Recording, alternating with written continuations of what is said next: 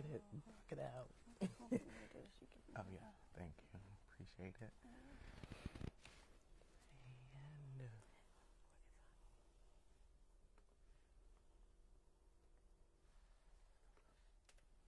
all right, welcome back, you guys, to another installment of UCHAPS Facebook Live. I am Ronald Shannon, Health Impact Specialist for UCHAPS, the Urban Coalition for HIV/AIDS Prevention Services, and we are here today live at the Kaiser Family Foundation, and we are on set. As you can see, it looks a little different today. We got Trina Scott here. We're very hospitable to us for the past 2 days. We want to thank you so much for the hospitality that you and your team showed us yesterday and today while we're here. And so we're just going to jump into the interview because we know you guys got some questions. I got some questions, and so we want to get them answered. And so our first question, Trina Scott, you are the National Campaign Manager for Greater Than AIDS. Can you tell us, what do you do here as the Program Officer for Kaiser Family Foundation? Well, hello everyone, and welcome to the Facebook Live. I am Trina Scott, and I work for Kaiser Family Foundation here in the DC office, and we are definitely excited to have UCHAPS here on set. Just to let you know, Kaiser Family Foundation is a nonprofit leader in health policy issues, news, and anchors a lot around research and development on health issues. And Greater Than AIDS is an initiative of Kaiser Family Foundation, and we really developed this campaign almost a decade ago to talk about the impact of HIV within Black America, but also to create a public response to the U.S. Focusing on people who are most affected by HIV and AIDS. And we really are excited that we've been around for so long. You know, we really work to increase the knowledge, reduce stigma, and also promote actions to stem the spread of the disease. So there's a lot of things that you can do with Greater Than AIDS, and I'm really excited to share with the audience on how people can get involved with us, how people can utilize our campaign assets and materials, and let's see where this conversation goes. Yes, I'm excited to get there. And so, in your opinion, what made Greater Than AIDS campaign so successful? Wow, what made Greater Than AIDS successful? I would say our public private partnerships and our models and strategies have really made this campaign successful.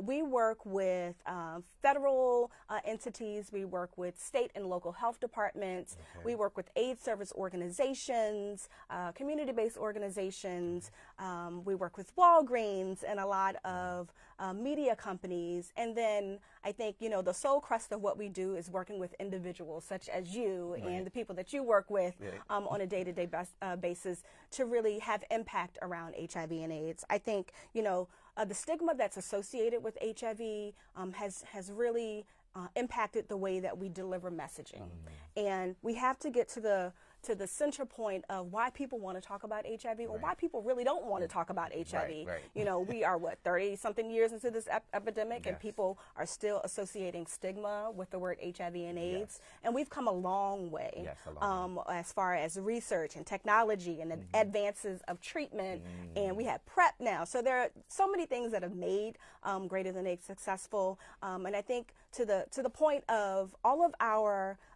campaigns are messages around real people and real stories. We don't have actors who are in our campaigns.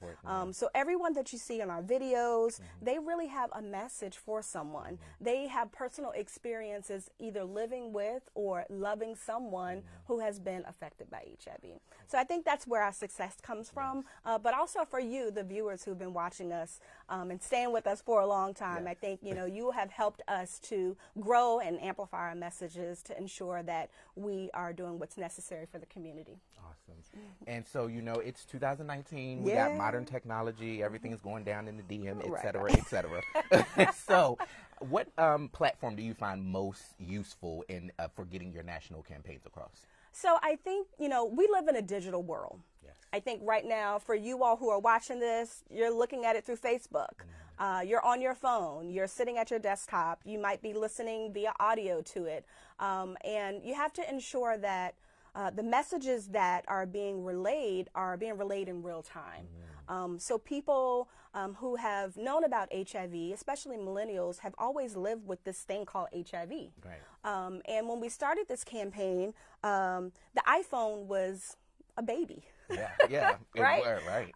And people are constantly on their phones. So we like to adapt all of our messages to ensure that it is on a cell phone, that you can look at it on a laptop, that you can listen to our messages as you're sitting on the bus or the metro, and that also if you're just kind of stemming around YouTube, that you're able to look at some of the stories as well. Right. And we're on almost all of the platforms that are out there, which is the great thing about what we're doing, because when we create stories and, we recruit, we call them our ambassadors. So hi, Greater Than A's ambassadors, if you're watching, that you're able to watch their videos on our website.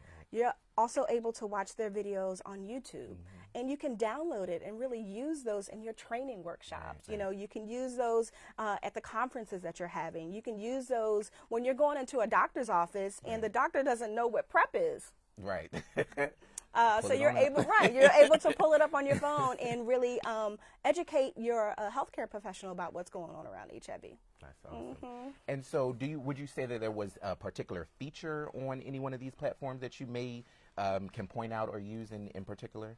So I would say that Facebook has been instrumental in our success.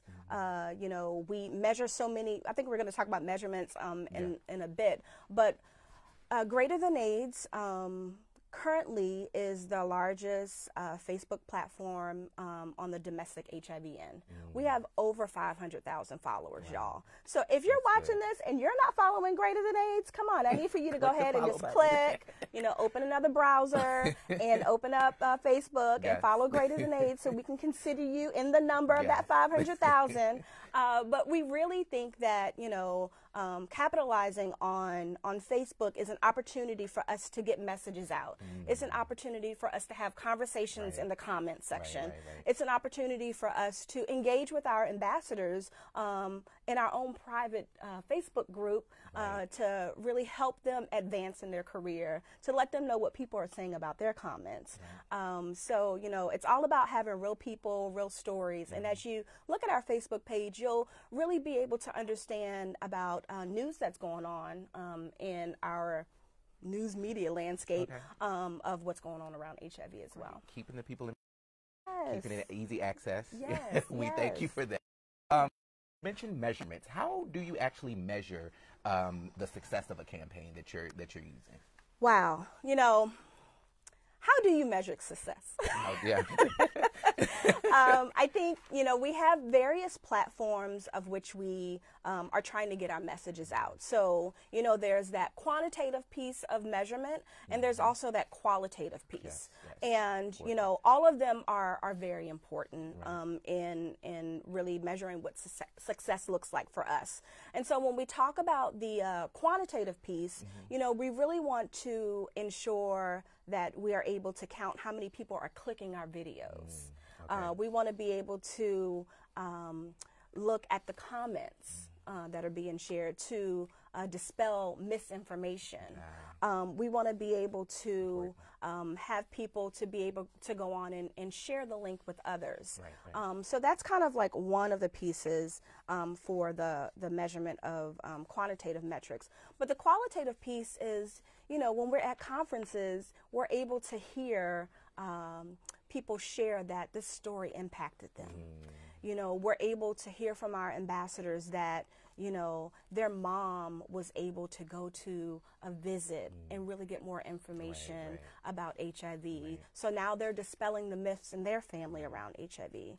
We're able to have Dr. David Malbranch, who is in Atlanta, Georgia, to be able to get on a platform at a national conference and talk about some of the issues that are going on with his own healthcare professionals. So that's a way that we like to measure success, but there's so many others, and I don't want to belabor that with this conversation. But if you're trying to really use our materials, you know, it's nothing but a click away. You know, you can reach out to myself, you can reach out to all of the other amazing Greater Than AIDS staff members. But really, you know, we are multifaceted right now. So if you want to go on to our greaterthan.org website and look at our website, you'll really be able to see how much information that we have for communities to use. Right. And so you mentioned specific markers such as likes and clicks, et cetera. Are there any other markers that you may use perhaps to or similar tags that the community-based organizations can use in their own setting? You know, we're here at Kaiser Family, you know, but we have our community-based organizations which are doing great work in the community. And how can they use those same, or would you suggest they use the same measures as well? I do. You know, audiences are unique. And, you know, depending on what jurisdiction you're in, the messaging may tailor differently. You know, digital advertising is very important when we're talking about Grindr, when we're talking about Jack, you know, when we're talking about, you know, reaching people who are listening to Pandora, when you're talking about people who are sitting on the bus and can see our campaigns on a bus ad or a bus king as they're waiting for the bus to come. Also, you know, very important for us to look at markets and zip codes to assess what people's interests are in reference to HIV. So that's kind of one of the markers. But I think as you go on the Greater Than website, you're able to kind of have a tailored approach as far as test, prep, and treat. So we think that there is something very important for everyone on our website. Testing is always kind of like the initial start to it. So once you get your test result, so then where are we going to lead you to next, right? So we have a lot of information there. We're able to indicate for folks where are free testing options in their particular state as well. As far as PrEP as well. So we have a PrEP locator. You know, go and check out our website. There's a wealth of information on there. And if you need some help in navigating, we can help you do that as well. Great. I mean, it sounds like you guys have thought about everything here, Greater Than. You have an amazing campaign that's going on, and it's also reached a lot of people. And so, and I just want to brief pause that you guys, if you have questions, I got Trina here. Send me your messages. I need the questions. Or send the love. Or send the love. Send the love. Send the questions. Anything you guys want to ask Trina, I got it right here. Please send those questions over. But to move forward, Trina, what are some other ways that we can actually maximize, that our community-based organizations can maximize the use of the Greater Than AIDS campaign? So going to the greaterthan.org website, as I said before, you know, we have three different pillars that you can kind of navigate as far as test, prep, and treat. We have videos that you can watch, but we also have a section that says, make your community greater than, right? So you're able to go and have 5 ways of how you can really amplify messages in your community and make your community greater than. We have a materials section. So if you go to the website, at the top right, it's 3 little lines. We call that a hamburger. So if you click that hamburger, you are able to look at the materials section. All of those materials that are on our website are for free download. If you would like to customize that with your organization's logo, with your health department's logo, with your own brand, we're able to, you know, make those assets available to you. But I also feel that, you know, the website is very user-friendly, so just navigating that to ensure that all of the messages that you want are able to be retrieved. Awesome. I mean, we got a audience question, so I'm gonna go ahead and get that on in there. How do you deal with spellcasters or those people who use bots to do spam on your comments, or who are promoting, you know, herbal HIV cures? How do we combat that issue? You know, so we never want to silence someone. I think, you know, the great thing about people is that we have the freedom of speech.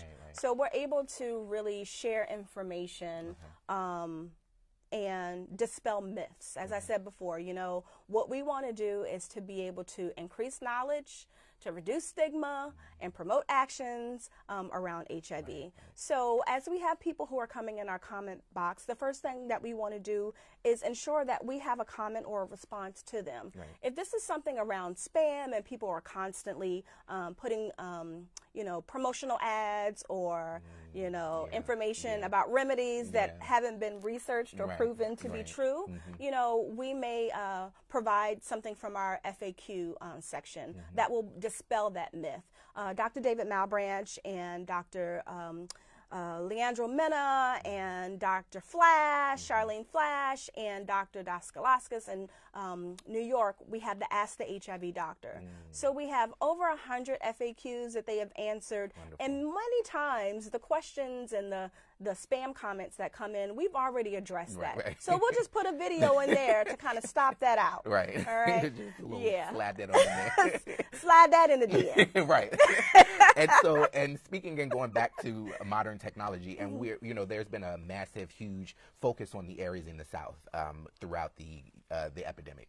So what about those areas and those places that don't have easy access to technology? What can we do for them? Well, I feel that we live in a digital world, right? I said that earlier. Yeah. There aren't too many places that don't have access to internet. Whether it's a phone, whether it's a landline, whether it's going to a library, there's going to be someone that you are connected to who has internet, right? So we want to assure that, and people are doing a whole lot of Google research these days. So we want to make sure that people are getting the right information. And just to talk about the South, our Southern health departments and our Southern organizations have been the strength of really promoting information from our campaign. So we have some amazing health department partners that are in the South. Shout out to Texas and Georgia and Virginia and all the rest of y'all as well, who have really helped to initiate some of the campaigns that we have. And also the community-based organizations who are helping to amplify our message as well. We probably will get to this, but we have a major activation with Walgreens for National HIV Testing Day. And many of our partners are coming from the South because we want to have access to free HIV testing in a non-traditional setting. So if you're going in to pick up your candy bar, to get your protein bar and your water for your daily walk, that you also have access to go in and get a free HIV test and to learn more information around HIV. That is definitely important. And we're glad that you guys are definitely spreading it out and making sure that you're hitting those areas. And like you said, we are talking about the South. And so in your general knowledge and practice overall, what are some best practices in integrating media messages using National Campaign? That you don't have to use actors. Point blank simple. There are real people out there who want to share their story. I think that's one thing. And we are inboxed every day about how can I be a part of Greater Than AIDS. And I always say it starts with one person. So if you make yourself greater than, then you're able to really amplify and talk about that. I think 2 points that I really want to really highlight is that the tone is very important in your messaging. Informational storytelling. So storytelling has been that key word, that buzzword within the last couple of years. They're talking about it at conferences. They're writing research papers on it. Storytelling has been going on for traditions. Right? So it's oral communication. And also within that storytelling, that the messages are hopeful and empowering. We have gone away from scare tactics. That's not really going to cause someone to make a behavior change. If they see that someone is living healthy and well with HIV, if they're seeing someone who has a family who is supporting them, that maybe they can achieve that as well. And I think also, at the end of a campaign, there needs to be a specific call to action. What is a referral site to really get someone to get a free HIV test? How can you use these messages in your college or university? How can you tag on to a pharmacy to really get your information in the bags as they're dispensing information, their prescriptions? So I think, it's very important that we lead with messaging, we lead with tone, and we lead with a clear call of action. There's some other things that we do as well. You got to know who your audience is. You got to know who your audience is. You have to know who your audience is, and you have to have goals to each campaign. Right. So, we have a plethora of campaigns out there that are reaching many different audiences. We have Empowered. Yes. Empowered is for our women. Empowered talked about with Alicia Keys. We also had a conversation with women who are living with HIV who experience intimate partner violence. We've had Empowered with trans women as well. And we have to understand that there are so many intersections with HIV that I think, Greater Than AIDS is trying to meet that match. We have We Are Family. That's talking about the power of loved ones giving hope and saving lives.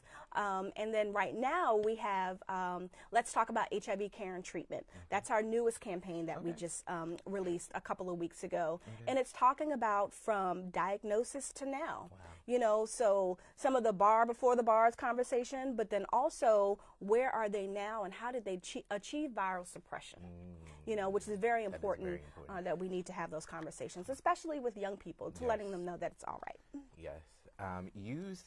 Trina's hitting all of the all of the words, all of the little words that I needed to hear. One thing that I do want to point out, and I think it is very important, something that I took away from Earl Folks from Black Equity, and that he said that people, African American MSMs are tired, and the LGBT community at whole is tired of hearing that we are at risk, and that we're like you said, the scare tactics. We're tired of hearing that we are, we're at risk and we're going to catch HIV, et cetera, et cetera. And so I think that you pointing and mentioning that out, that telling stories and making sure that we are seeing those people that are living healthy and that are living, surpassing their lifetime. And it's a new age, it's a new era. It's not what it used to be. We're different.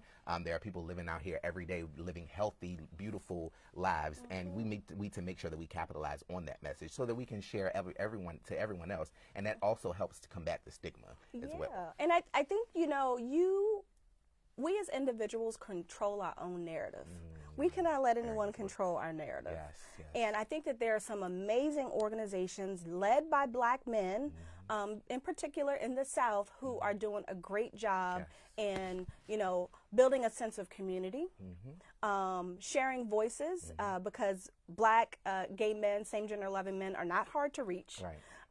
And, we just need to really uplift and be inclusive in our messaging. So there's Thrive SS, there's He Is Valuable, there's Bros and Convo, and these amazing young people, I guess, they under 30, have been doing some great jobs in their community and holding space for conversations. And I think that's sometimes what's missing, is that we're not holding space for people to be able to talk about the likes and the dislikes, and being able to create a narrative that is highlighted in a positive way, right? As I said before, we're 30-something years in this epidemic. We can't keep talking about the same old, but moving towards a more enlightening message. Wonderful. Trina, it was really lovely speaking to you today. Thank you to you and your staff here at Kaiser Family Foundation. You guys have been amazing with us. You guys showed us great hospitality. We really appreciate you guys. If you guys have any questions, shoot them to me, or you can shoot them over to our organization. We'll definitely make sure we funnel them over to Trina. We'll get those questions answered for you. My email is ronald@uchaps.org. You can definitely send those questions over to me. I'll make sure we get them over to Trina. She just got a new child. She don't even know it yet. We also at UCHAPS, we are gearing up for our National Testing Week. Make sure you go to testingweek.org. We do have a testing locator there. If you want to participate in any of Testing Week activities, you can sign up, participate. Make sure you register online, register your testing location, and that testing locator is going to stay up throughout the year, so that anybody needs a testing location, you want to find out where you get a free HIV test, it'll be there. We appreciate you guys so much. Thank you for the love. Thank you again. And we'll see you at the next installment of UCHAPS Facebook Live. Thank you. Thank you. That was really good. I enjoyed that. We knocked that. Thank you very much. Like 30 seconds. Yes. Okay. Got you. We got to keep. Right. That was good though. At least we were able to get through the situation. But that was. That wasn't. That was my quick. Yeah. What was that? Was that 15 for real? Good 20. You know. That was good. Not bad. Not bad. Wonderful. Once we get started, then Yeah. you can constantly talk. It's like the first two questions. Right.